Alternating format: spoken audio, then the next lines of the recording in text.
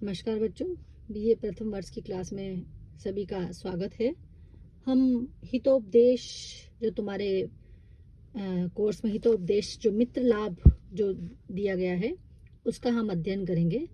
हितोपदेश में से मित्र लाभ तुम्हारे कोर्स में दिया गया है।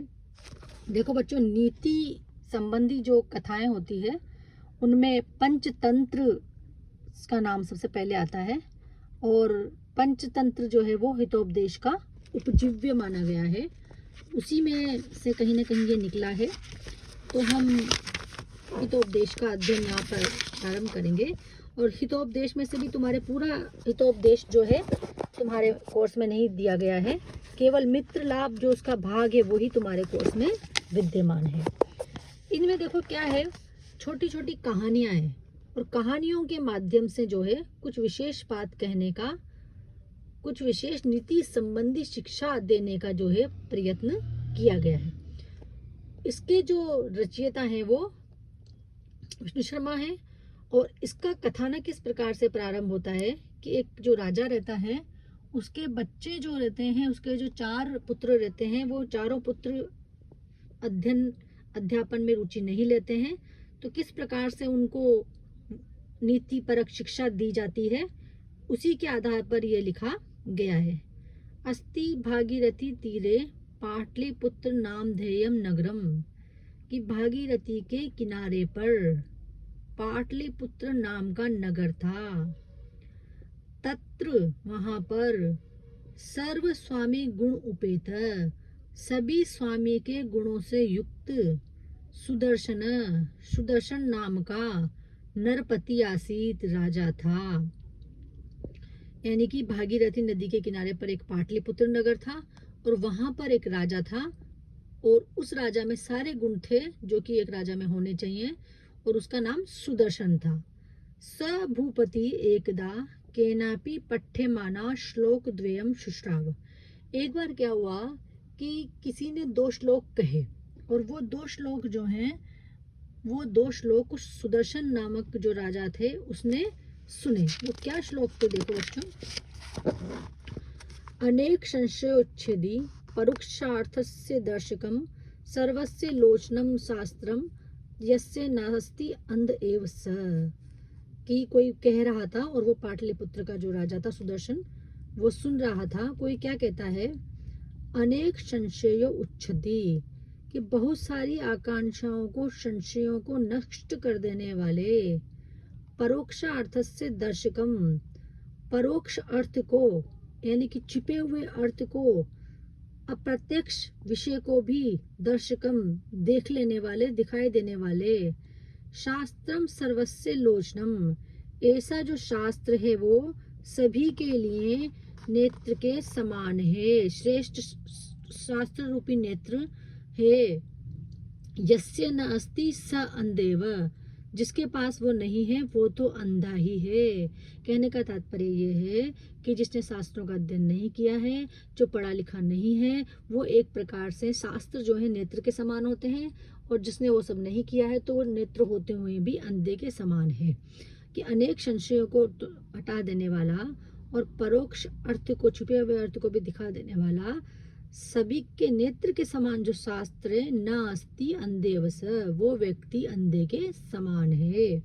तो यहाँ पर राजा जो हैं यही सुनते हैं, शास्त्रों की स्तुति सुनते हैं और शास्त्र स्तुति में वो ये बात सुनते हैं कि किस प्रकार से शास्त्र बहुत जरूरी है व्यक्ति के लिए। नारायण पंडित कहते हैं कि शास्त्र नेत्र के समान है।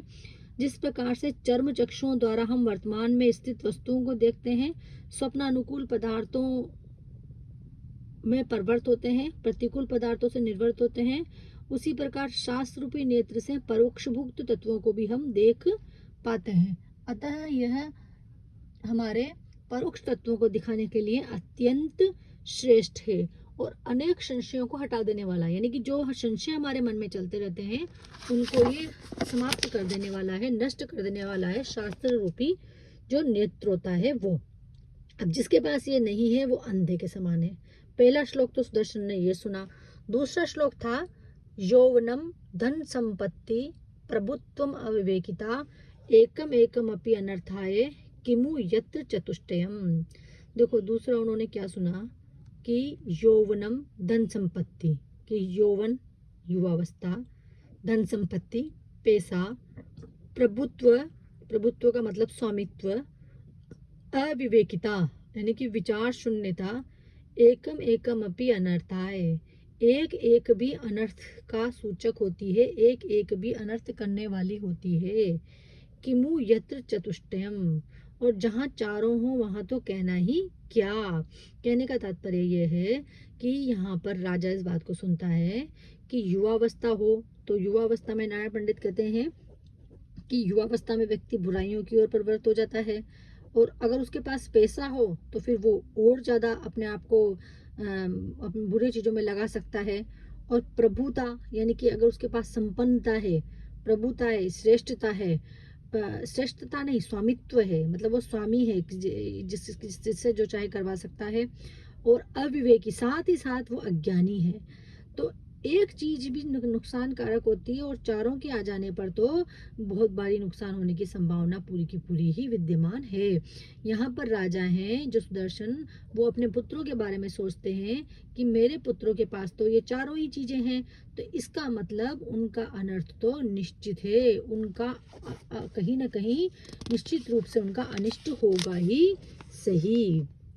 तो ये जो दोनों श्लोक है उनको इति आकर्ण्य, इन दोनों श्लोकों को सुन करके आत्मन पुत्राणाम, अपने पुत्रों के विषय में, जो कि अनधिगत शास्त्राणाम, जो कि शास्त्रों का जिन्होंने अध्ययन नहीं किया था, और नित्य उन्मार्ग गामिन, और जो हमेशा ही गलत मार्ग पर चलने वाले थे, कौन, उसके पुत्र, समझ रहे हो ना। यहाँ पर राजा जो सुदर्शन है वो उन्होंने इति आकर्ण्य, उन्होंने दोनों श्लोक सुने, और उनके पुत्र जो कि अनधिगत शास्त्राणाम, उनके पुत्रों ने शास्त्रों का अध्ययन नहीं किया था, और नित्यम उन्मार्ग गामिन, हमेशा ही जो उन्मार्ग गलत मार्ग पर चलने वाले थे, शास्त्रों अनुष्ठान उद्विग्न मना स राजो चिंतयामास, शास्त्रों के अनुष्ठान से, शास्त्रों के अननुष्ठान से यानी कि अनअभ्यास से, यानी कि शास्त्रों के नहीं पढ़ने से, उद्विग्न मना, दुखी मन वाला होकर के, स राज, वह राजा, चिंतयामास, चिंता करने लगता है, सोचने लगता है।